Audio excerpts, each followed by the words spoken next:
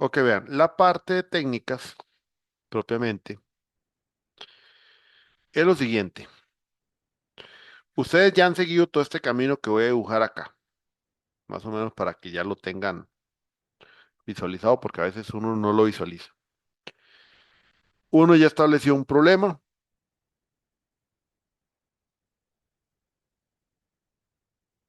ya se plantearon objetivos y se plantearon categorías. Tenemos objetivos y tenemos categorías. Ok. Del problema, objetivos y categorías, ya nosotros comenzamos a definir la parte de sujetos. Voy a poner como por acá. Tengo la parte de sujetos y tengo la parte de fuentes.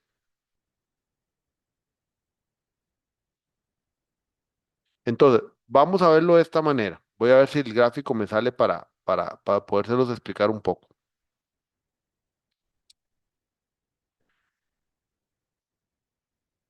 Hasta aquí yo tendría definido, y esa es su columna vertebral, es el qué voy a estudiar o qué voy a hacer o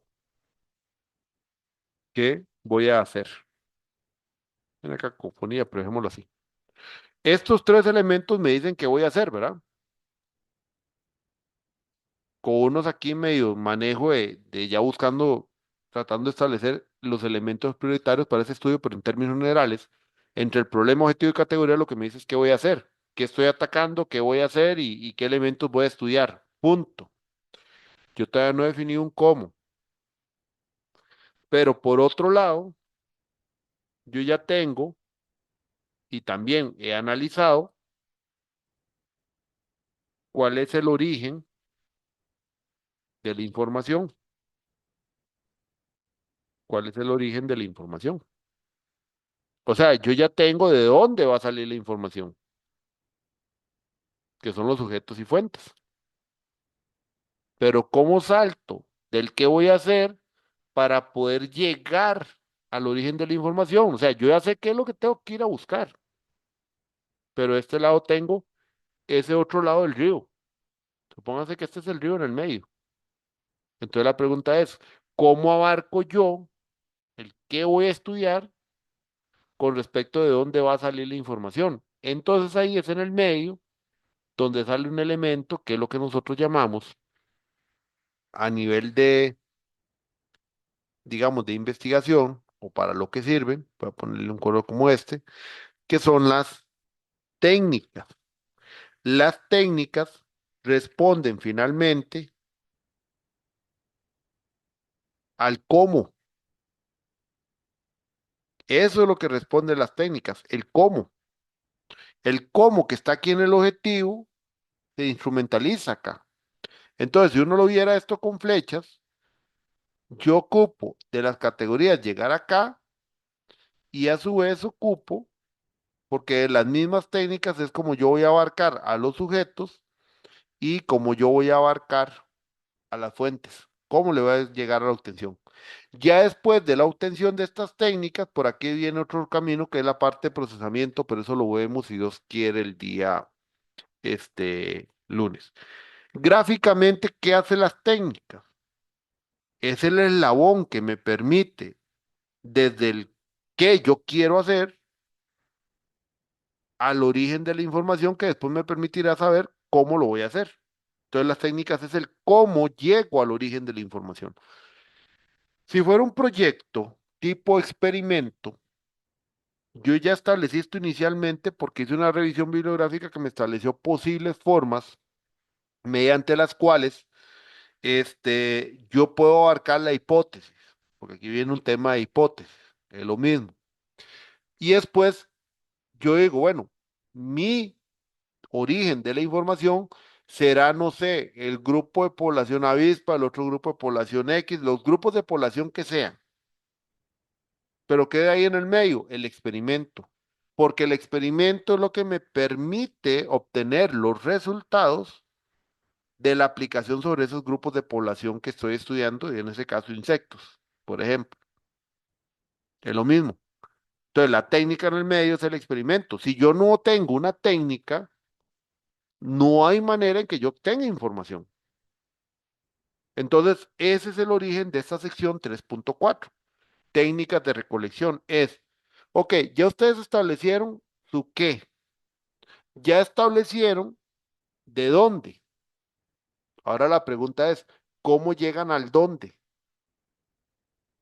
Pongámoslo así. Es como que si fuera el mapa del tesoro. Las técnicas son las que me marcan la ruta para llegar al tesoro, que en este caso es la información. Pero si yo no tengo técnicas, yo no puedo llegar a ese origen de información.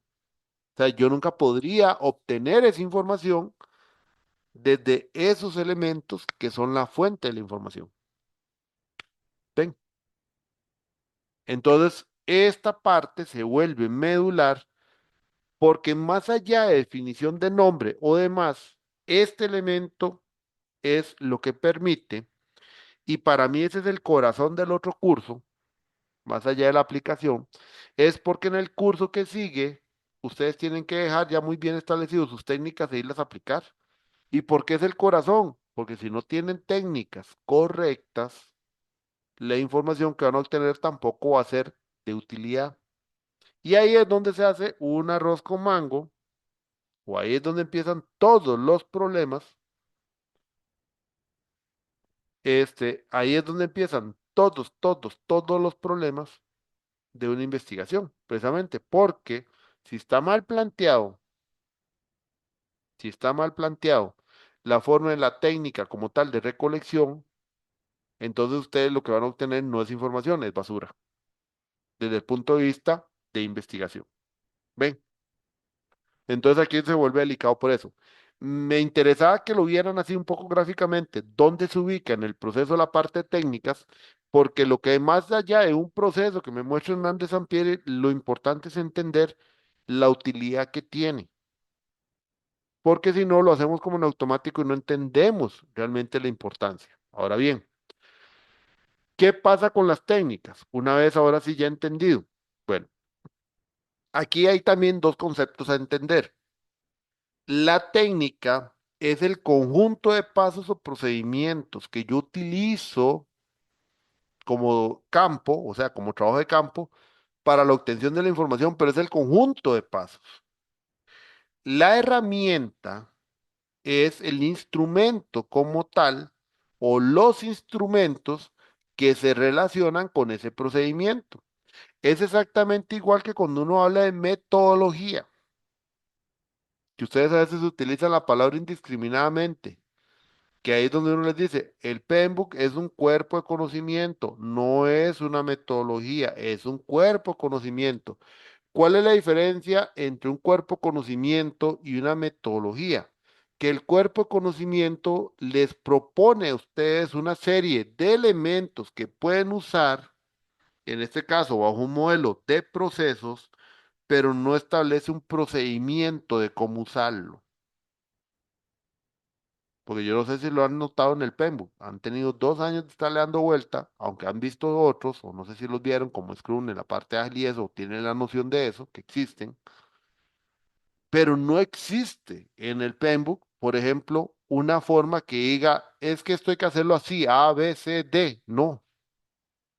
Aquí está un proceso de planificación de costos, entradas, actividades y salidas. Y viene una explicación como de un flujo de cómo alimenta otros procesos y de dónde se alimenta. Pero no es un procedimiento que les diga, pero presupuestación de costos. Primero realice una investigación así, segundo taca taca, como si fuera un procedimiento, no es. Esa es la diferencia entre un cuerpo conocimiento y una metodología. La metodología sí establece el paso a paso. La metodología establece no solamente los pasos, sino el instrumento que aplica sobre ese paso.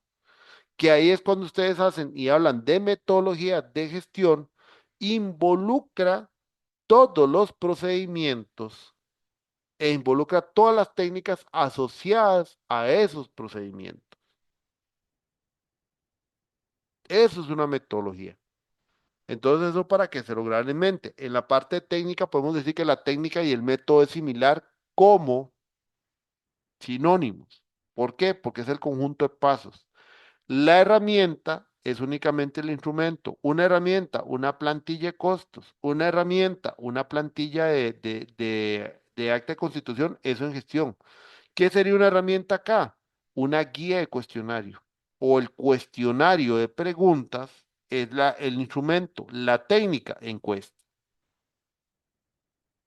Entonces, ¿por qué es importante tener claros esos dos conceptos? Porque cuando nosotros hablamos de técnicas de recolección o instrumentos, para este curso yo les pido construir dos instrumentos, dos herramientas, no hacer dos técnicas. En el otro curso, sí tienen que hacer la descripción completa de cada técnica y el instrumento o los instrumentos que acompañan la técnica. Y es explicar y entender la técnica para poderla explicar. No solamente es poner, es que en el proyecto se va a utilizar la técnica encuesta y ya. No, no. ¿Cómo se va a establecer esa encuesta? ¿Cuáles son los grupos poblacionales? ¿Qué tipo de preguntas? ¿Qué categorías va a abarcar? ¿Cuál va a ser su método de aplicación? ¿Qué instrumento le acompaña? Todo eso es explicación que tiene que ir. Y entendiendo la diferencia entre técnica y herramienta. Ahora bien, en la parte de técnicas y herramientas, la definición del procedimiento, así como en la construcción de la herramienta, tienen que prevalecer dos criterios. Uno, la confiabilidad y dos, la validez. ¿Qué es la confiabilidad? La confiabilidad es que tanto la técnica se plantea para poder obtener una medida certera o real. O sea, ¿qué tanto realmente me estoy acercando a lo que yo consideraría que es la verdadera medida? Porque, por ejemplo, si yo hago una entrevista y la medida que me da, que es que las respuestas todo el mundo me dice que está bien y todo parece bien, y mi verdadera medida era valorar que van a salir puntos de mejora, y entonces la herramienta o no es confiable o hay algo que está mal planteado. Porque entonces, si uno plantea un problema en función de algo y los resultados originan algo, entonces o fue mal planteado el problema o la herramienta no es confiable y está generando errores positivos o falsos positivos. Y no estoy hablando de herramientas estadísticas, estoy también hablando de herramientas o técnicas desde el punto de vista cualitativo o el enfoque de interpretación analítico, como ustedes le quieran llamar, o sea, análisis de interpretación. Y el otro punto es la validez. La validez se asocia qué tanto realmente logro medir lo que yo quería medir. O sea, con ese instrumento, si yo tenía como meta realmente valorar un, no sé, un indicador de desempeño, ¿qué tanto lo logré valorar? Eso es lo que le da validez al instrumento o a la técnica. Esas dos cosas son necesarias que ustedes las consideren cuando están realizando las herramientas, porque en el momento en que en las herramientas falla alguno de los dos, que lo vamos a ver cuando hablemos de falacias en el capítulo 4 de análisis, porque digamos ahí es donde tiene mayor peso, más que acá. Entonces, si afectan esos parámetros, las herramientas dejan de ser válidas. ¿Qué afecta el parámetro? Falta de planificación, no tener empatía, no entender el contexto de la empresa, hacer una entrevista o algún instrumento, más bien, perdón, una técnica, aplicarla en función de una subjetividad mía. Por ejemplo, cuando uno ve un análisis y una herramienta que una le dice a la persona, es que el PMBOK establece tantos procesos para la planificación de costos. De esos procesos, ¿cuáles se está aplicando? Y si en el problema usted dice que ninguno y se supone que no están aplicando nada, y la respuesta debería ser cero. ¿Para que usted hace una pregunta esa y por qué la tiene que hacer en función del PEMBO? Si es una pregunta inicial para condiciones actuales, ¿por qué la tiene que hacer en función del PEMBO? Insisto, no estoy satanizando el PEMBU, no es eso. Lo que quiero que entiendan es que una cosa, un tema, cuando hablamos de investigación, nosotros no nos adherimos de primera instancia a algo y lo hacemos en función de eso, porque si no, entonces el estudio sería la comparativa de la empresa en función del PEMBU. Eso sería ¿cómo se llama? El tema. Pero no, el tema no es compararlo al PEMBU. El tema es resolver un problema. Entonces yo tengo que tener cuidado cuando establezco esos parámetros, entender bien el contexto, saber cómo lo estoy personalizando y no caer en el tema ni de falacias, que lo vamos a ver el próximo martes, que se los mencionaba, ni tampoco, ni tampoco caer en el tema de querer establecer un criterio predeterminado, sino que tengo que establecerlo desde el punto de vista de investigación. Entonces, ¿cómo vamos construyendo los instrumentos? Y esa es la parte interesante. Voy otra vez al dibujito. Aquí, yo lo que puedo hacer es comenzar a hacer una planificación. Entonces, tal vez los objetivos, el problema no es tanto. Ya para eso tenemos los objetivos, tenemos las categorías. Entonces, nosotros, voy a dejar esto todavía aquí, porque es que aquí es donde ya comienza a hacerse un poquito más compleja la figura. Voy a tratar de ver si me sale. No, no, no aseguro que se entienda muy bien, pero bueno, vamos a intentar ver cómo se hace para que ustedes vean. Las técnicas, por un lado yo tengo categorías. Entonces yo voy a tener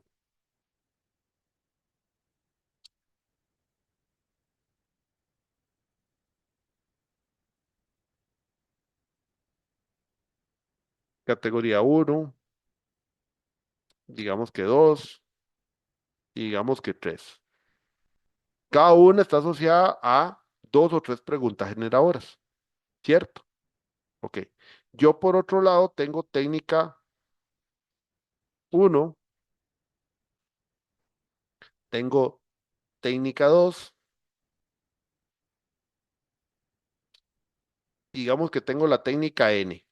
No voy a decir que 3 para que no se confunda, porque si no después van a decir, ah, es que es una técnica por categoría. No, tengo técnica N, no sé cuántas. Y tengo también perfiles de sujetos, por ejemplo, perfil uno,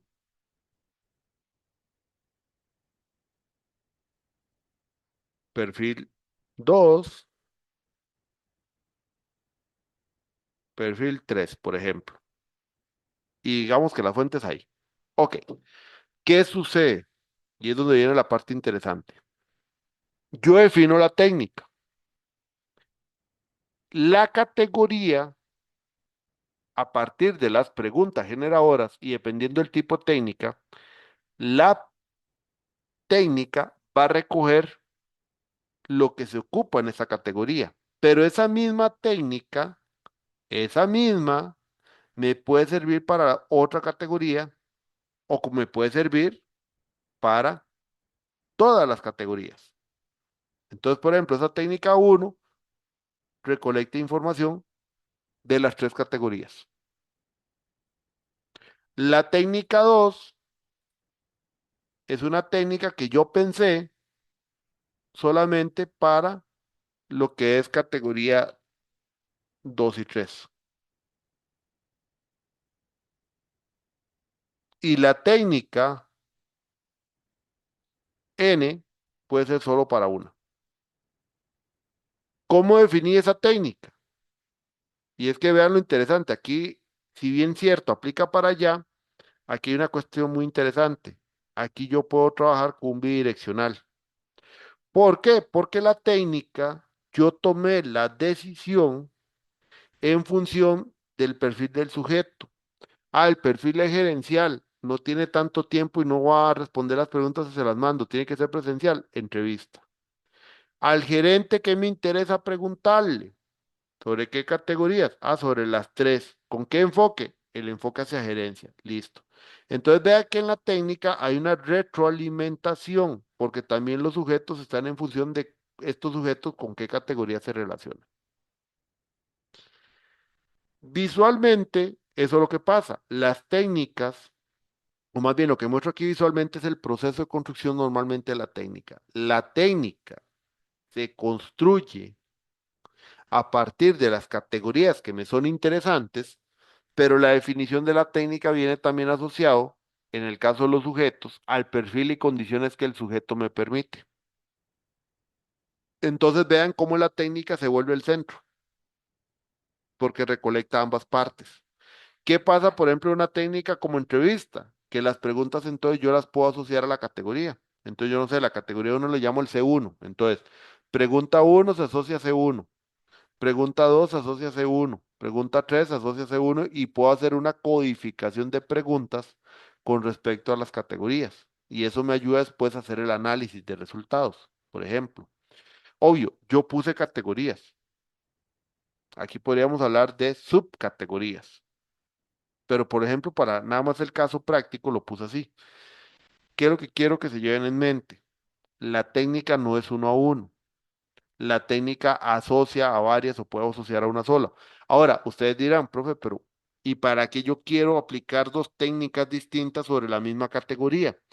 Porque el viernes digo, el próximo martes vamos a ver que existe el tema de triangulación, que eso significa el poder triangular resultados para poder hacer una correlación. Y entonces yo ocupo tener información sobre estas categorías de diversas maneras para poder después realizar ejercicios comparativos. Eso es procesamiento. Por eso no es una técnica a un objetivo o una categoría. Obviamente, por acá tenemos los objetivos que yo los dejé ahí y no los toqué mucho, pero bueno, hay una asociación también con los elementos de los objetivos. Entonces al final esto se vuelve muy matricial. O sea, esto es muy matricial, pero el punto importante a nivel de diagrama es entender que, ¿cómo se llama? Es entender que es que la técnica no está amarrada a un, no está amarrado a una categoría, sino que la técnica realmente debe recoger la mayor cantidad de información posible. Y yo hago técnicas sobre el mismo elemento para poder después hacer triangulación y correlación de variables. Pero también las técnicas están asociadas a los perfiles que yo tengo, que eso me va a permitir cierta libertad o no en cómo establecer, digamos, la construcción propiamente de la herramienta o de la técnica. ¿Ven? Eso es precisamente este mapa que quería hacer para que entendiéramos un poquito más lo que después vamos a ver, porque ya después de aquí, y ahí es donde vienen los temas de confiabilidad y validez, es porque esta herramienta está visualizando categorías. Entonces, ¿qué pasa? Profe, ¿puedo aplicar una herramienta o una técnica que es la aplicación de la entrevista para el modelo de madurez? Sí, puede ser. Yo no digo que no, pero ¿qué elemento categoría está asociando? Ah, no, es que el profesor me recomendó aplicarla. Sí, pero ¿en función de qué elemento? ¿Qué le aporta el modelo de madurez en función de esto? Porque entonces entra como una técnica acá y debería responder ciertas preguntas generadoras, sino ¿para qué?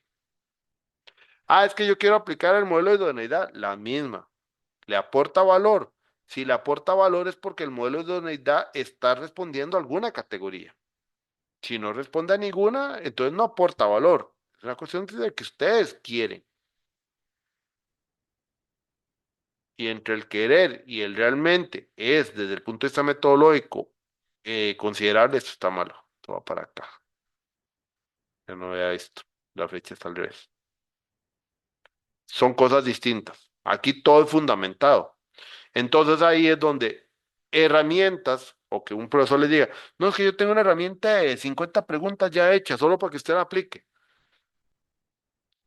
Alíñenla metodológicamente y hablamos. Si no está alineado metodológicamente, ni la apliquen, porque de una se les va a marcar en la revisión del proyecto. Porque aquí no es un tema de hacer las que yo quiero. No, no. El tema es que hay un fundamento metodológico de por qué la aplico. Entonces, cualquier pregunta que ustedes me hagan, ¿puedo aplicar tal cosa? Sí, pero depende de esta explicación. Si no está justificado y nada más la van a aplicar por aplicar y no asocia ninguna categoría, No sé dónde la van a meter en la parte de análisis. Vean que todo va amarrado. O sea, todo tiene una relación entre sí. Entonces no es simplemente colocar y ya. Ok, entonces, vamos a ver, para adelantar un poquito. Ya entendemos confiabilidad y validez. Ya entendimos el origen de las técnicas, cómo se va organizando, variables, categorías, clasificación de estas y demás. Luego, yo ya construyendo la herramienta o la técnica, tengo que ir pensando en la codificación de datos, o sea, dependiendo del resultado que yo obtengo, cuál es la codificación finalmente de esos datos, o sea, cómo lo relaciono con las categorías.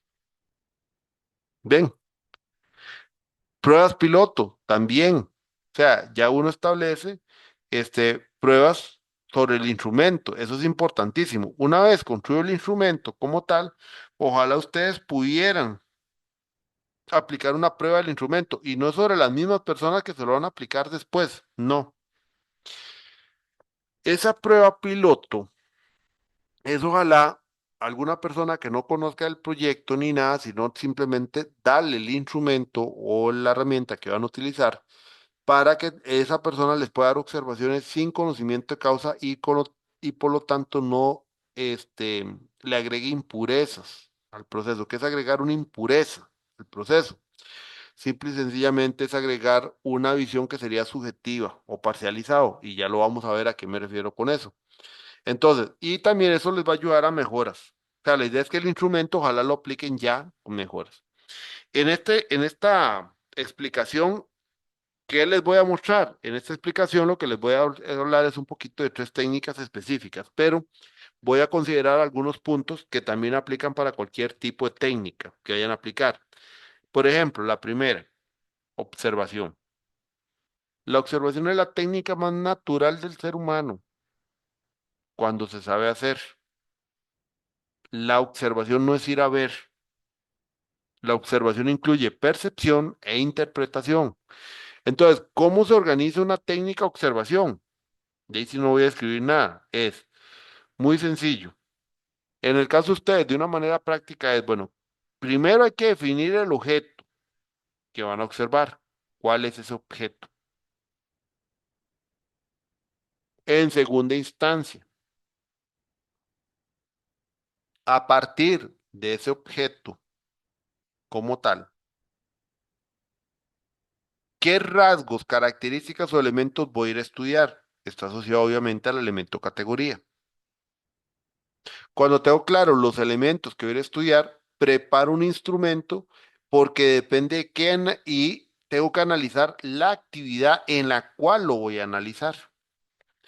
Hoy, igual, otro estudiante me preguntaba, está ya en el otro curso. No soy tutor, nada más me escribe para preguntarme eso. Me dice, es que una reunión es una técnica. Un momento, yo se lo expliqué.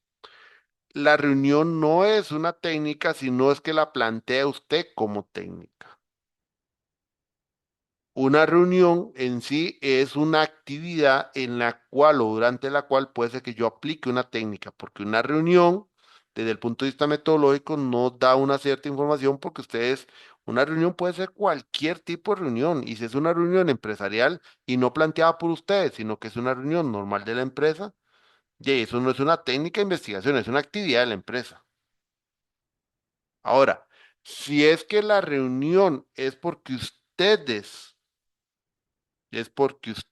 como tal van a participar de ella, porque en esa reunión se hablan, no sé, temas gerenciales y a partir de eso ustedes van a realizar una toma de datos de la reunión siendo partícipes ahí, entonces la técnica no es la reunión, es una observación, porque entonces yo establezco observación, ese es el método. ¿En cuál actividad? En la reunión, no sé, mensual de la empresa. Ok, perfecto. ¿Qué sigue? Ok, qué elementos voy a sacar de esa reunión o que ellos ven? Ah, ven resultados, indicadores, taca, taca. Ok, eso los socios, ¿cuáles categorías? Listo. Ahora sí, ¿qué instrumento construyo para poder obtener información mientras ellos están hablando? No sé, una guía o alguna cosa. Ese es el instrumento.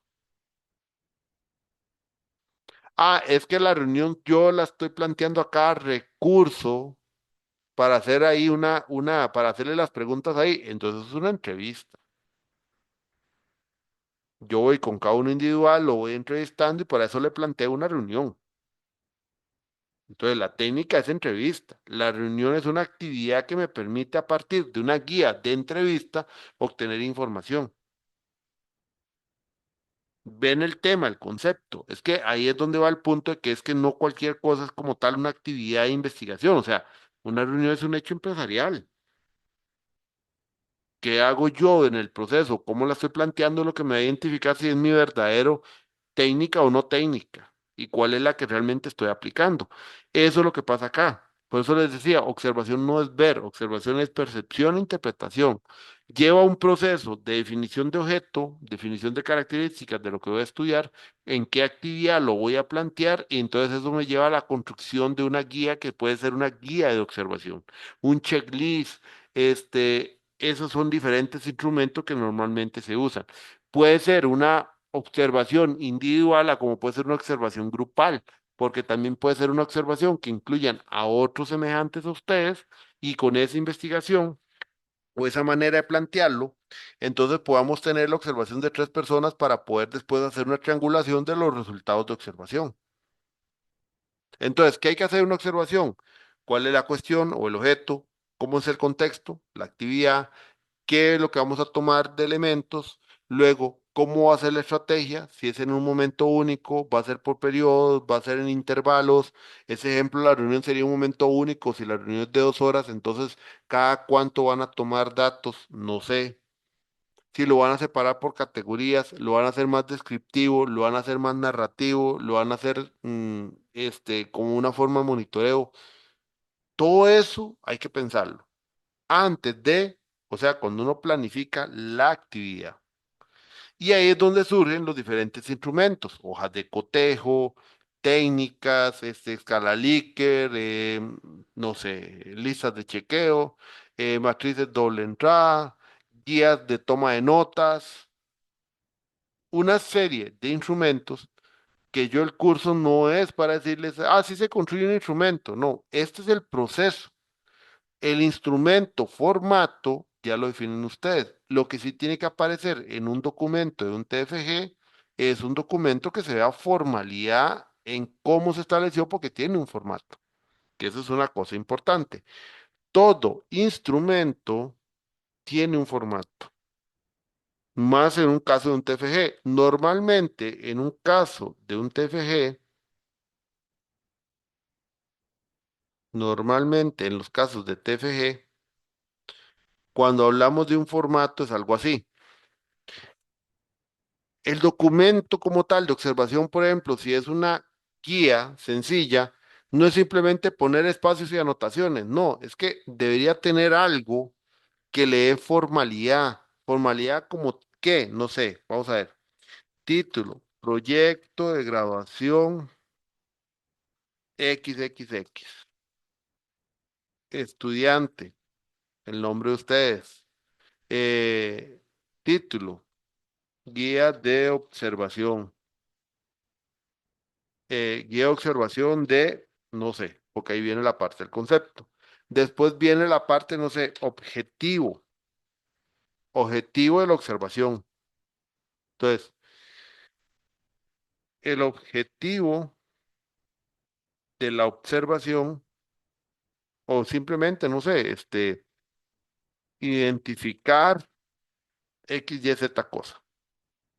Entonces ahora viene el formato, porque entonces puede ser que ustedes definieron las categorías de estudio, no sé, pudieron haber definido prácticas.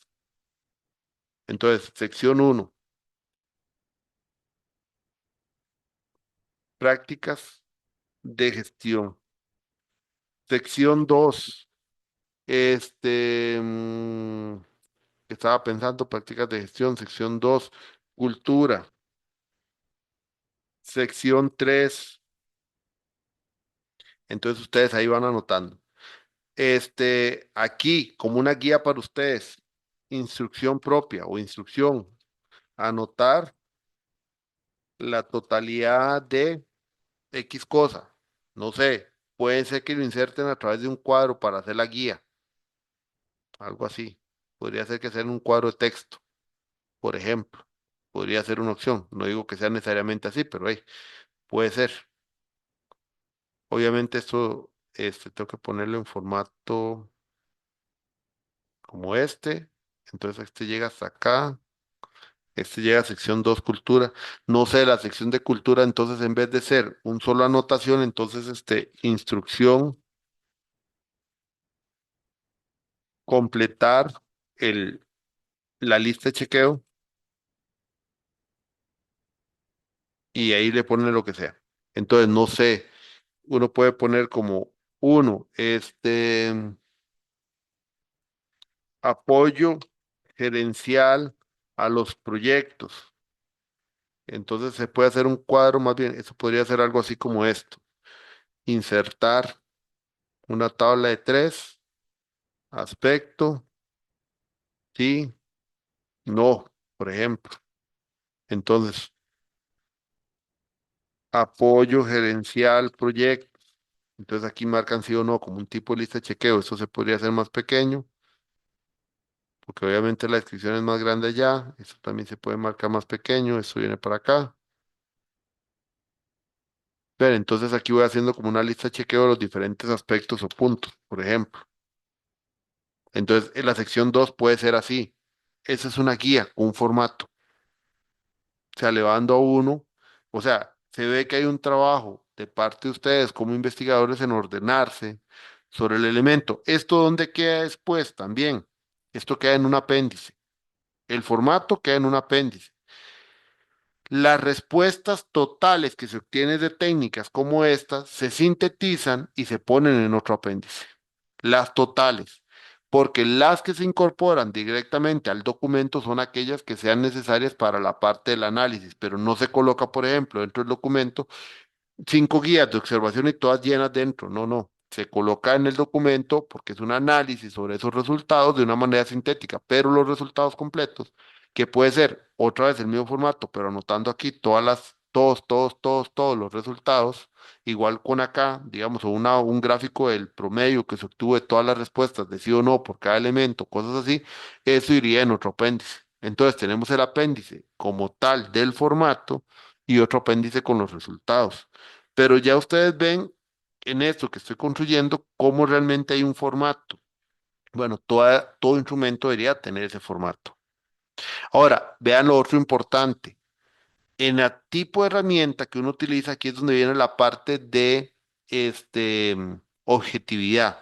En ningún momento se aporta algún elemento que quiera denotar algo positivo o negativo solo porque es mi consideración, porque ahí sí estamos ya incumpliendo para lo que es confiabilidad y validez. Ahí yo no sería ni confiable ni válido porque ya hay una subjetividad en el medio. Pero entonces, eso es lo que les decía aquí en la presentación, cuando yo les decía que cuando uno construye las técnicas o esos instrumentos, está pensando en un formato, pero a su vez está pensando de una vez con la relación a conceptos, con la mejor forma de presentar los resultados que permita, o sea, con la mejor forma de presentar los resultados que después les permita un análisis, que sea un análisis más fácil de hacer. Porque también la construcción de la herramienta me tiene que ayudar o tiene que estar visualizada en función de cómo considero después que yo voy a hacer el análisis de esos resultados y qué manera me queda más sencilla, pero que la información sea de valor. Por eso es que la parte de construcción de las técnicas es tan delicado dentro del proceso del proyecto. Ahora, técnicas propiamente como encuesta. Esto es hacer una encuesta. Esos pasos que están abajo no es simplemente ir a aplicar un cuestionario. Y ahí es donde vienen cosas interesantes. Vamos a ver, lo primero que yo defino es población. Ya se los había dicho, ¿verdad? Lo segundo es ahora sí, ¿cómo preparo el instrumento? ¿Cómo preparo las preguntas y en función de qué? Muy importante. Ahí están las categorías. Pero en lo que me voy a enfocar no es tanto ya en el formato y eso, porque ya saben que tienen que hacer un formato a la encuesta, que debería tener instrucciones para la persona y todo. En lo que me voy a enfocar es un elemento primordial cuando yo hago una encuesta. Las preguntas. Entonces, las preguntas de un cuestionario, ¿cómo tienen que ser? Uno, ordenadas en función de las categorías más amplias a las categorías más específicas. Segundo, deben ser coherentes y congruentes las preguntas. O sea, no puede preguntar una pregunta donde una cosa parezca ilógica, no, debe ser coherente. Y por eso se dice que en función de las categorías más amplias, porque la idea es que vaya ordenado, se sienta una línea lógica, se sienta que hay una, no sé, una forma de hacer la construcción de las preguntas de tal manera que hay una secuencia entendible. Tercero, ser preguntas objetivas sin carga emocional. Ejemplo, ¿cuál es su parecer sobre XXX? Ejemplo incorrecto. La gestión de proyectos está generando resultados negativos. ¿Cuál es su parecer? Dice usted ya le dijo que eso está malo. Sí. Si le dice que sí, lo que puede sonar es que ustedes tienen visiones distintas o están negando una realidad. Esto es incorrecto. Uno no establece una condición de antemano al realizar una pregunta. Solamente que fuera una pregunta para entender la condición. No sé, por ejemplo, a un entrenador de fútbol con un equipo que ha venido ya en racha perdiendo 5 partidos. El equipo ha venido perdiendo los últimos 5 partidos en línea. ¿Cuál sería su argumentación propia sobre por qué estos resultados? Es una argumentación sobre el hecho, pero no le estoy diciendo cuál es su parecer de algo en general, como ocurre acá. O sea, yo no le estoy diciendo, por ejemplo, su equipo ha perdido los últimos 5 partidos. ¿Cuál es su parecer sobre el equipo? Y sobre el equipo les va a decir que mal por los resultados. Ahora, diferente es decirle cuál es su consideración o cuál es su opinión sobre esta situación, que es la de los resultados negativos, no sobre el equipo, que no tiene que ver con la pregunta. Entonces, el planteamiento de preguntas cuando se habla de objetivos es evitar cargas emocionales. Periodismo, un ejemplo. Bueno, si hay algún periodista, no se moleste, pero por ejemplo, el periodismo que uno ve normalmente aquí en Argentina, en Colombia, en Estados Unidos, en todo lado, una línea editorial no significa que el periodismo deba ser objetivo. La línea editorial lo que significa es que el periodismo o es a una tendencia u otra, o sea, normalmente hay una línea editorial. Pero cuando hacen las preguntas en la calle, normalmente son preguntas mal planteadas porque son preguntas que quieren orientar a una opinión pública, sobre todo cuando el periodismo abarca medios de comunicación de difusión, porque los medios de comunicación que son de difusión lo que buscan es crear una opinión pública. Así se manejaron los países durante muchos años hasta que llegó el Internet y con el Internet nosotros también comenzamos a crear nuestra propia información. O sea, nos volvimos productores de información, no solo consumidores. Eso se llama a nivel internacional, pero consumidores, porque generamos y consumimos información. ¿Qué generamos? Cualquier estado que ustedes pongan en Facebook, una opinión, eso es generar. Ok, ¿qué pasa en una situación así? Y lo llevo a este tema. Nos acostumbramos a ver un periodismo que sigue queriendo generar una opinión pública y entonces las preguntas que usted ve que le hace a personas de calle es de preguntas infundadas para poder obtener una visión única, que es la línea editorial, propiamente eso.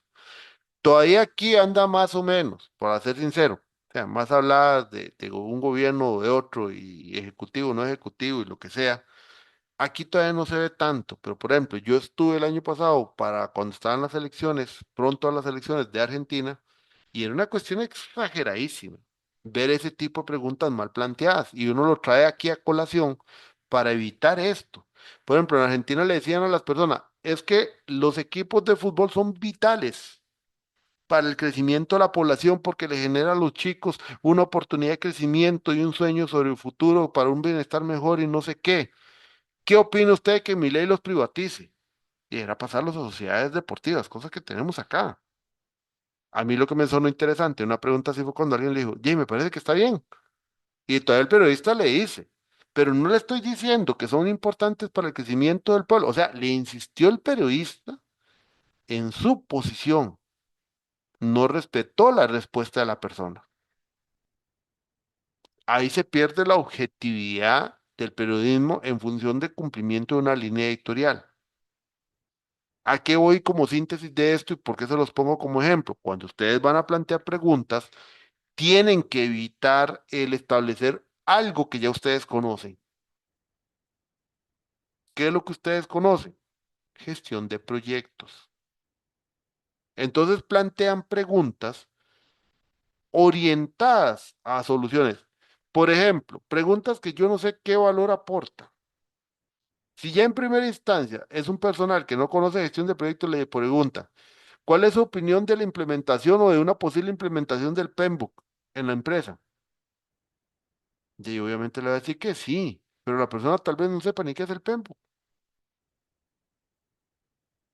O sea, son preguntas que están direccionadas por un conocimiento o hacen preguntas de un cuestionario de una vez preguntando por prácticas tal y como el PMBOK las establece grupo de proceso por grupo de proceso por área de conocimiento. Esos están mal planteadas. Porque yo no le puedo preguntar a la empresa, por ejemplo, si tiene una gestión de costos o si la gestión de costos implica los parámetros que el PMBOK me solicita, valor ganado y ese tipo de cosas. Si hacen eso ya están mal. Está mal planteado porque ya están estableciendo un criterio de hecho a un elemento solo para decir, es que ellos no aplican el control de costo que dice el PMBOK, entonces hay que meterlo. Y claro, si usted le preguntó eso, le va a decir que no. Es lo mismo que yo le hubiera dicho. ¿Están implementando el marco de trabajo Scrum? No, entonces implementémoslo. No, es que ese no es el tipo de preguntas. Entonces, la construcción de la técnica involucra el mantener una objetividad y estar enfocado en qué es el elemento al cual le responde la construcción de la técnica. Por eso fue que ahorita en el PowerPoint que estábamos trabajando, yo al final les agregaba esto. O sea, esta figura que agregué es por eso para que la tengan presente. La técnica no responde a un elemento que yo quiera imponer, no, responde a las categorías. Si yo estoy averiguando y la categoría es prácticas actuales de la organización, gestión actual de la organización, yo no le voy a hacer una pregunta con respecto a un marco, no, le tengo que preguntar con respecto a qué es lo que usted está utilizando. Preguntas como qué. Ustedes hicieron un trabajo previo sobre la empresa. Ok. Voy por el tema de costos. ¿Cuáles son las técnicas o instrumentos o prácticas o plantillas que la organización está utilizando actualmente para llevar un control sobre los costos de los proyectos? Listo, me dará un listado. Siguiente pregunta. ¿Está la empresa solicitando o no algún indicador concreto con respecto a la gestión de proyectos? Sí, ok. ¿Cuáles? No, bueno, no está pidiendo nada. ¿Cuáles? Dígame cuáles indicadores. Ahora sí, si me dice cuáles son los indicadores, también indíqueme cómo es el método que utilizan para cálculo y qué valor les está aportando esos indicadores que ustedes establecieron. Ustedes, o sea, la empresa, no porque el PMBOK lo dice. Esas son las preguntas iniciales que uno construye en función de entender la categoría. Pero el error metodológico que me he visto es ese. Ya de una vez utilizan los cuestionarios para después decir, es que vean que no está aplicando nada y las brechas es porque no está aplicando nada el PMBOK. No, está mal. Igual pasa con Scrum, igual pasa con Lean. Pero aunque use el PMBOK como ejemplo, pero ha sido la base de la enseñanza de ustedes, pero estemos claros que es lo mismo que pasa si yo pregunto por Scrum, por el otro, siempre y cuando no haya una consideración obligatoria de por qué se marco. De obvio. Vamos a ver, proyecto que usa una muchacha en una entidad financiera. Están implementando Scrum. Todo un portafolio es con Scrum. Ahí sí las preguntas son válidas en función de Scrum porque es una orden gerencial implementar Scrum. Entonces, si hay una orden gerencial que dice implementamos Scrum, obviamente las preguntas mías de gestión de prácticas actuales sí tienen que ser para ver si lo que estoy aplicando es o no en función de Scrum. Y ahí comienzo a establecer brechas. Van a salir cosas que sí están aplicando, cosas que no están aplicando, cosas que X, Y, Z. Y entonces a partir de eso, ahí sí hay brechas con respecto a un marco, pero porque hay una directriz de la empresa. Pero si no hay directriz y la categoría es gestión actual, entonces las preguntas son para conocer qué aplican. Porque al momento, lo que ustedes han establecido en el problema es solamente el señalamiento genérico de que hay una causa asociada a ese tema, pero todavía no hemos profundizado ni en qué usan, ni con qué frecuencia lo usan, ni qué valor está aportando eso que están usando. ¿Ven? Esa es la parte. Entonces, cuando yo les hablo de tener objetividad, cuando plantean las respuestas. Entonces, la técnica encuesta, primeros dos pasos es población y todo el desarrollo de la encuesta, que es lo que les acabo de decir. Después viene la aplicación. La aplicación de la encuesta es igual que la parte de observación. ¿Cómo la voy a aplicar? Medios presenciales, medios remotos, será por medio físico que me la completen, será un medio digital, será una herramienta automatizada. Definición de ustedes.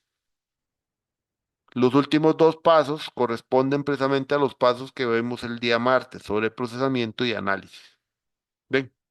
Entonces, vean que esa parte o el punto que tenemos aquí es que la construcción de la técnica lleva su planificación y hay que planificar cada paso y cada elemento para después obtener el mejor resultado posible. ¿Qué pasa? Y algunas recomendaciones con el tema de encuesta. Y normalmente si son encuestas que son suministradas, o sea, que ustedes se los dan a la persona para que ellos mismos se lo autoadministren. Bueno, ¿cuánto es el tiempo promedio que una persona le puede brindar a ustedes para aplicar un cuestionario? Tiempo promedio anda en 20 minutos máximo, máximo, máximo. Yo soy uno que a veces no duro, pero ni 5 minutos, que aburre. Pero eso es lo que normalmente las personas. Si ya ustedes plantean un cuestionario casi una hora, bueno, mucha suerte. Va a depender mucho de la cultura de la organización. Segundo, el mecanismo que usen ustedes para poderlo aplicar, que sea un mecanismo que le dé confianza a los que van a ser sus sujetos para que estas personas puedan llegar a ese, también sepan utilizarlo, el mecanismo que ustedes lo van a hacer, y no sé, sea parte de la cultura, porque si van a aplicar algo nuevo que la cultura no está acostumbrado, lo primero que van a obtener es un rechazo, sobre todo en la forma de aplicación. Entonces, eso también. Luego, la cantidad de preguntas está asociado a los tiempos de respuesta que puede tener una persona sobre tipos de pregunta. Una pregunta que es selección única, tal vez si puede una persona 30 segundos respondiéndola.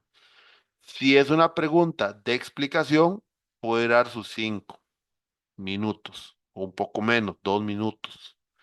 Entonces, dependiendo de eso, uno plantea lo largo o corto del cuestionario. Obviamente, si van a aplicar un modelo de madurez, ya son como 120 o 130 preguntas establecidas en un formato de respuesta única. Pero de igual manera hay que informarle a las personas cuánto tiempo van a durar. Es parte de las instrucciones de un cuestionario. Tiempo promedio, dónde se ubica, decirles el propósito, decirles también que no tienen ningún problema legal, o sea, que no es un tema para evaluación propia de la empresa, sino que es para un TFG. O sea, hay muchos elementos que hay que agregar antes de que la empresa, os digo, la persona comience a aplicar el cuestionario. Todo ese tipo de instrucciones son necesarias para saber si la persona acepta o no acepta ser parte de la investigación y después entonces entra la investigación. Pero entonces todo eso hay que ponerlo. Por eso es que muchas de las encuestas le pregunto a usted, ¿está de acuerdo en poder ser parte? ¿Sí o no? Entonces, eso con la encuesta. La entrevista es semejante. Lo que pasa con la entrevista es que normalmente esta sí tiene que ser una persona que guía a la otra y la persona que es la entrevistada no llena las cosas, las llena quien entrevista, o sea, el entrevistador. Ahora, la técnica entrevista también igual. No va tanto solo en el cuestionario, obviamente es importantísimo, depende mucho de la actitud del quien entrevista. Entonces, la conducta de quien entrevista, eh, cuánta cooperación puede encontrar, cuánta generación de empatía hacia el entrevistado puede generar, es lo que le da validez y confiabilidad. Sí, quien entrevista no le da confianza al entrevistado o a la persona entrevistada, entonces, ¿qué es lo que va a suceder? Que no va a obtener la información que desea. ¿Ven? Entonces, ahí es donde viene la delicado de la parte de la técnica de entrevista, que la técnica de entrevista va a depender mucho de la guía, cómo la planteo, pero una cuestión diferente al cuestionario. El cuestionario, sobre todo el autoadministrado, no hay cambio en las preguntas, ¿verdad? La secuencia de la correspondiente. Pero en una entrevista sí puede suceder eso. En una entrevista perfectamente conforme ustedes van aplicando, van viendo ciertos temas que tal vez ya se tomaron en cuenta y entonces se cambia la estructura de la entrevista conforme a lo que el entrevistador vaya obteniendo. Y por ejemplo, si yo tengo 20 minutos y yo tenía planeadas 5 o 6 preguntas que son amplias, generadoras y a partir de ahí construir, y si al minuto 15 yo ya voy por la pregunta 3, y me defino por una de las dos últimas, la más importante, porque tal vez ya no les dé chance de hacer las dos preguntas juntas, sino que hay que ver cómo cambiarlo, o sea, cómo poder ajustarlo porque tienen que cumplir el tiempo. Eso para que lo tomen en cuenta. Entonces ahí es donde la entrevista sí tiene un poquito más, ¿cómo se llama? Sí tiene un poquito más un dominio sobre quién hace la entrevista. Entonces, el cuestionario para lo que es encuesta tiene instrucciones para quién completa. La guía de la entrevista son instrucciones para quien hace la entrevista, porque el control del tiempo en una entrevista es de quien hace la entrevista. El control del tiempo en un cuestionario la mayoría de veces de parte de quien contesta el cuestionario. ¿Ven? Entonces, la guía de entrevista también, yo lo voy a hacer de manera individual o grupal. La voy a llamar focus group o la voy a llamar individual. Eso también lo definen ustedes, dependiendo también, otra vez, de la figura que hice, reconocimiento del perfil del grupo poblacional. Si el grupo poblacional se presta para una actividad grupal, se hace como actividad grupal o ahí viene una combinación. Es que ahí surgen otras que no voy a entrar en esto porque si no hablamos de entrevistas, pero aquí es un poquito más natural. Yo puedo plantear un proceso de entrevistas en doble etapa. Primera etapa individual, que es una entrevista donde voy uno por uno. Y luego, dependiendo de la cultura a tiempo, puedo plantear una segunda etapa que se denomine grupal o tipo focus group o donde yo aplico otras técnicas como Delphi y otras semejantes. Entonces, ¿qué pasaría, por ejemplo, la individual? Primero aplico la entrevista individual a una persona o a cada individuo por aparte, no sé, digamos que son cuatro o cinco. Obtengo información. Después lo cito a un trabajo grupal donde comenzamos con una lluvia de ideas. Con esa lluvia de ideas pasamos por una técnica Delphi para encontrar las principales. Las cotejamos contra las casi cada respuesta individual y ahí sale un consenso en grupo. Pero qué información rica para que ustedes después, con juicio de experto, también apliquen triangulación entre la técnica individual y después la grupal. ¿Implica un poco más de trabajo? Sí, yo estoy encargado de explicarle lo que dice la metodología. ¿Cómo la aplican ustedes? Es donde ahí está el detalle. Pero como obligación de profesor de curso les explico ese concepto de cómo se puede aplicar. Y entonces, en la parte de grupo, ya uno teniendo los resultados de todo, lleva como los elementos que direccionan propiamente el trabajo en grupo, uno establece las etapas, las fases, los elementos, tiempos y demás, que es la guía del trabajo en grupo. Entonces también hay una guía para ustedes que están trabajando y haciendo el trabajo en grupo para guiar a quienes participen y poder obtener el mejor resultado y eso no se vuelva un mercado persa. Ven, entonces eso hay que hacer otro cuidado con la entrevista. Revisión bibliográfica ya lo hemos hablado, es un proceso semejante al marco teórico que hablamos, este modelo Prisma, búsqueda de información, síntesis de esta, lo de las preguntas, palabras claves, meterse en Internet, o sea, todo eso es la parte del método de referencia bibliográfica que también incluye, por ejemplo, lo que yo les diga, hacer tipo de fichas, que era lo que hablamos aquel día, un cuadro de seguimiento, porque ya digamos, el martes que hablamos de marco teórico ya les mencioné un poquito más este tema que era lo que les decía de una manera un poco más práctica, el tema de los ciclos y demás. Todo eso está ahí. ¿Ven? Luego, hay otras técnicas, como yo les decía, Delphi, comparaciones, matrices comparativas, cuadros sinópticos, no sé, algún tipo, una herramienta tecnológica como tal no es una herramienta de investigación, depende de cómo la apliquen. Ahí podría tal vez convertirse en una herramienta, pero depende de qué es lo que estén comentando. Cuadros como estos también, esquematización como tal, es una forma de recolección de información.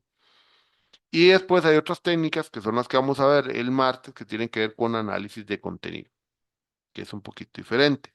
También, ahora, dentro de los elementos que uno incluye en preguntas, hay que tener cuidado también.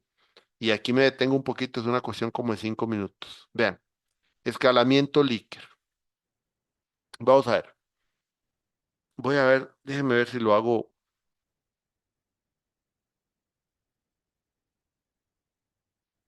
Déjenme, esto es del grupo pasado. Ok, vamos a ver. Voy a ver si lo puedo hacer un poquito más grande. Digamos que ustedes hacen una escala donde tienen N, que es la población grande 20, y hacen una pregunta donde tienen cuatro opciones. La opción de poco, o más bien, muy poco,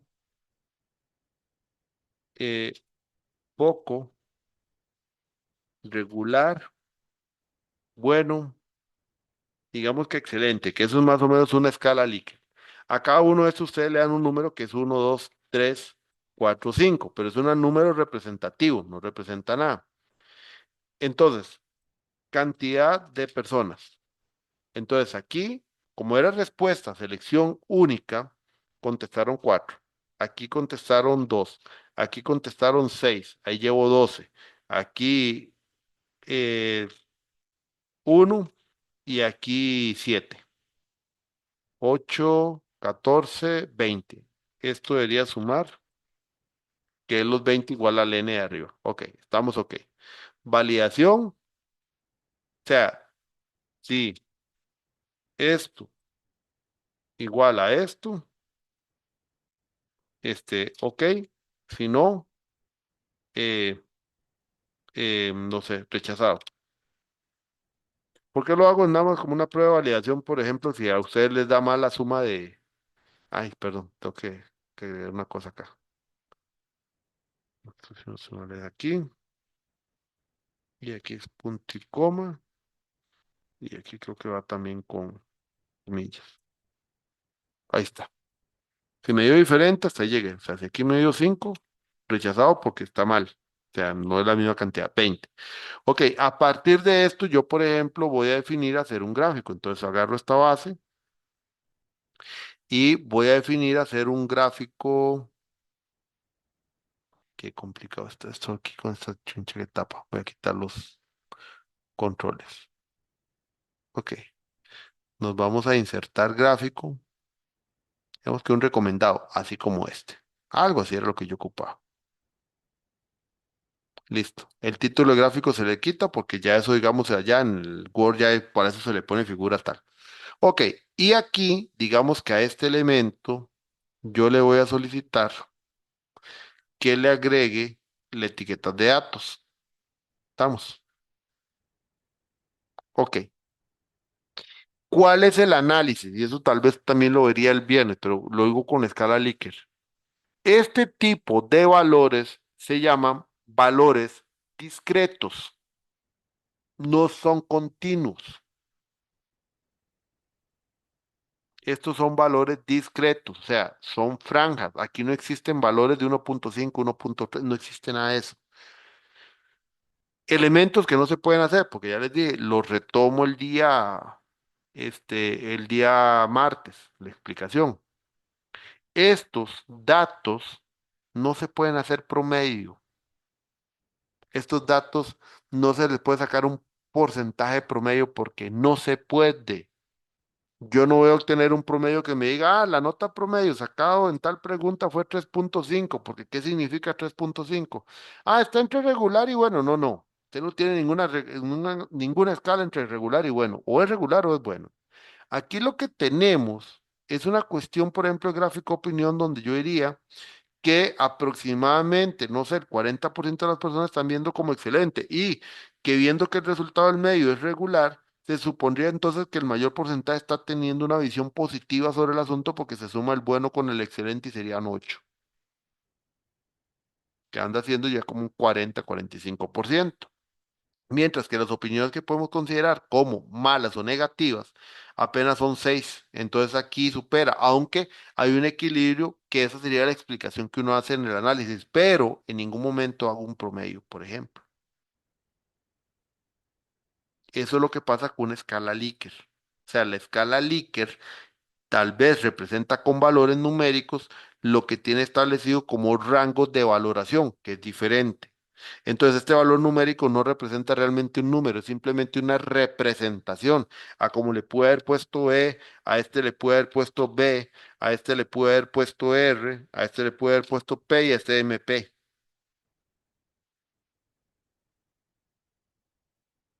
O sea, eso es lo que representa. No es un número para ir a hacer cálculos. Y eso lo vi en un proyecto, por eso les digo que lo retomamos el martes, pero quiero que quede claro que es la escala Likert.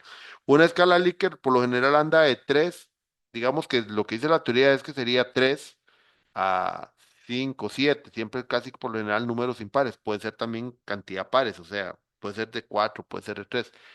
Lo que se dice es que 5 es un número confiable, digamos de escala. 3 es porque puede ser que los rangos sean muy amplios, entonces hayan cuestiones de consideración variables. Ahora, igual, cuando se construye un cuestionario, una entrevista o algún elemento donde hacen ese tipo de preguntas y usan escala Likert, tenemos que tener instrucciones sobre lo que significa muy poco, sobre lo que significa poco, lo que significa regular, bueno, excelente, porque si ustedes no preguntan, os digo, ustedes no ponen eso en una instrucción, lo que es bueno, lo que es regular, lo que es excelente queda a criterio de la persona. Y por lo tanto, ¿sí? Esos análisis de regular, bueno, si no tiene una guía correcta, y no sé. El rango de Roberto Santamaría Excelencia puede ser demasiado exigente comparado con el de, no sé, el de Mariela, por ejemplo. O puede ser que todavía, Farid tiene todavía otro peor, más complejo, más nivel todavía más duro de considerar que es excelente. Y claro, entonces él contesta, bueno, porque para él es excelente, nunca va a ser, y Roberto contestó excelente, porque era lo que él consideraba. Pero hey, si yo no establecí en la parte de la herramienta que considero poco, que considero regular, ya entonces está quedando a mi criterio. Y ahí es donde entonces el dato pierde validez. Porque entonces, ¿cómo sabemos qué es lo que estamos midiendo realmente? O sea, realmente nunca establecimos qué era lo que íbamos a medir, porque no pusimos tampoco pautas. ¿Ven? Entonces, ese es otro detalle que quería aprovechar ahora que estábamos viendo lo de los temas de escala Likert, pasa lo mismo con semántico, pasa lo mismo con escalograma de Goodman, porque todas esas son escalas de este tipo.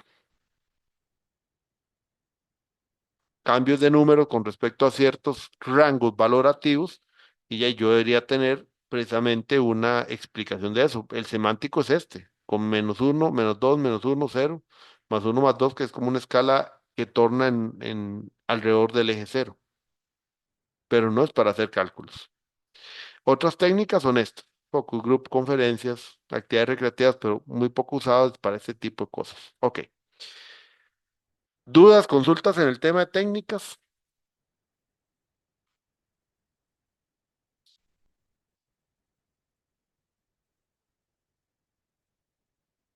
¿Dudas, consultas?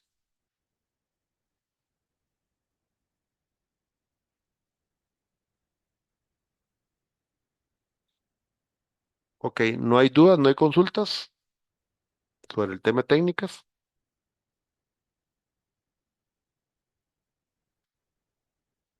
Bueno, si no hay dudas o consultas, paro acá. Si todo quedó claro, bueno, igual cuando vayan construyendo, paro eso. Ok, nada más una cosa y que quede en la grabación. El entregable 4 dentro del, ¿se acuerdan que yo les dije? El entregable 4 no es el del comité. El entregable del comité es el 5 que es en 15 días. El entregable 4 que sería estamos semana 3, 4, 5, en la semana 6, o sea, sí, en 22 días. El entregable 4 es la estructura de marco teórico y dos herramientas. ¿A qué me refiero con herramientas? Dos instrumentos. Ustedes me dirán, profe, pero ¿cuáles instrumentos? Los que ustedes deseen, que ya sean como instrumentos de los posibles que van a aplicar, porque en este momento ya ustedes tienen una base de categorías y ustedes más o menos saben también, aunque no está escrito en el documento, ya han valorado qué tipo de personas son las a las que les van a consultar, cuál es su perfil. Entonces, a partir de eso, la idea es que ustedes hagan el ejercicio de construir dos técnicas, dos herramientas más bien que vayan a instrumentalizar algunas de las posibles técnicas que ya están visualizando y lo hagan de una manera que sea seria y responsable, por que ver que eso sea un adelanto de esa posible técnica. Con eso yo puedo leerlo en la semana 6, darles observaciones. Obviamente hay una evaluación, pero más que todo es darles observaciones para que vayan pensando en posibles mejoras hacia esos instrumentos. No es una propuesta de instrumento que ponga, yo propongo que voy a hacer una encuesta. No, es el instrumento como tal. O sea, quiero ver una encuesta. Si es encuesta, esa guía de preguntas, ese cuestionario inicial, que sería la versión uno, que eso es como para cuando uno hace el plan piloto, ¿verdad? Que les decía. Yo hice una versión, lo consulté, hice un plan piloto para irlo mejorando. Ese ejercicio ya se puede hacer porque ustedes ya tienen categorías, ya conocen su problema, objetivo, ya están visualizando a las personas y fuentes, entonces ustedes ya pueden establecer una propuesta de herramienta de investigación. ¿Qué sería la herramienta? Una ficha de bibliografía, una guía de entrevista, una guía de focus group, una guía de aplicación de técnica Delphi, una guía de lluvia de ideas, una guía para la parte de cuestionario. Hay infinidad de instrumentos que se pueden crear dependiendo del proyecto de cada uno. Ese es el único ejercicio que les pido. No es tan complicado, pero la idea es que ya se sienten a pensar en cómo se construye un instrumento de estos. Eso es hasta dentro de 22 días, que es dentro de la semana 6. En cualquier momento de la semana 6, entre lunes y viernes. ¿Por qué? Porque de todas maneras ustedes esta semana tienen la presentación al comité. Entonces yo lo veo al final, que es la semana donde ya presentaron al comité, ya es la última semana y entonces para que vayan adelantando un poco con respecto al capítulo 3. Eso es lo que será entregable. Entonces, estructura de marco teórico nuevamente y las dos herramientas. Ese es el único también entregable que lo pueden hacer en un documento diferente al informe. Ese sería el único que lo pueden hacer en un documento diferente al informe. Solamente es como un documento aparte para que lo tomen en cuenta. ¿Estamos? ¿Dudas, consultas?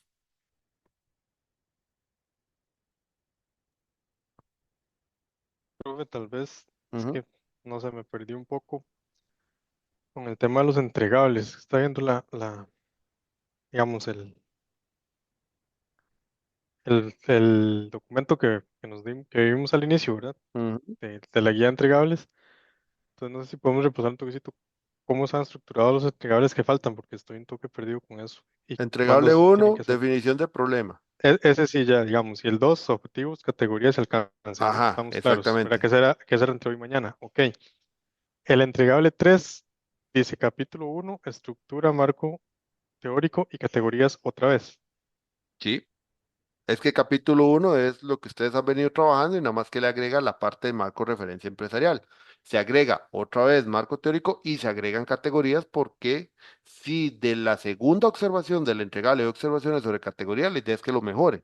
Y además, ahorita igual estamos trabajando con categorías que se acuerda que yo había mencionado que son inductivas. O sea, Ujú. porque es por el conocimiento de ustedes. Bueno, conforme va avanzando, uno esperaría ver si ya han colocado alguna otra categoría nueva o algo así. Entonces, ¿qué es lo que pasa? Por eso yo les dije, el curso se maneja siempre sobre los mismos entregables. Siempre se va afinando. Entonces, entregar un problema. ¿Qué les dije yo? El entregable 2 no incluye el problema. A algunos les dije, si me lo quieren después volver a enviar, con el entregable 2 para mejorarles nota, más que todo por nota. Pero ¿qué es lo que pasa? Que el entregable 3 obviamente, vuelve a agarrar todo lo del entregable uno y el entregable 2, se le mete la parte del marco de referencia y se le mete la estructura de marco teórico para ya ir completando la visión de lo que va hacia el comité. Que es entregable 3, yo lo reviso. ¿Para qué? Para que ustedes tengan observaciones para la semana 5, que yo hago atención individual a cada uno, porque en esa semana 5, el día viernes 11 de octubre, si yo no estoy mal, fue el día que les puse, me tienen que enviar el documento ya que va para el comité. ¿Qué va para el comité? Lo mismo. Capítulo uno completo, estructura de marco teórico y categorías. Ok. ¿Ves? Y ese es Bueno, el entonces entregable digamos, 5. sí, por eso, el siguiente entregable, lo único que se le agrega es la estructura del marco teórico, el Y el entregable marco 3. de referencia que no se le ha revisado, que es la primera parte. Ujú. Por eso dice capítulo uno completo. Y obviamente las secciones mejoradas, ¿verdad? Porque si me vuelven a mandar los mismos entregables con las mismas observaciones, bueno, ya ahí sí va valorado diferente y ya más fuerte. ¿Por qué? Porque, por ejemplo, ustedes en el entregable uno dieron el problema. Todavía algunas evidencias puede ser que no. Para la otra semana, yo esperaría que ya tengan las evidencias. Si no están todas, ok. Puede ser que todavía falten alguna que otra, pero para el comité, cuando se envía, tiene que ya estar todas las evidencias listas. Si no hay evidencias para el comité, lo siento, pero ese documento no podría ir. Listo. Ujú. Ok. Estamos. Ok. ¿Alguna otra duda, muchachos? ¿Consultas?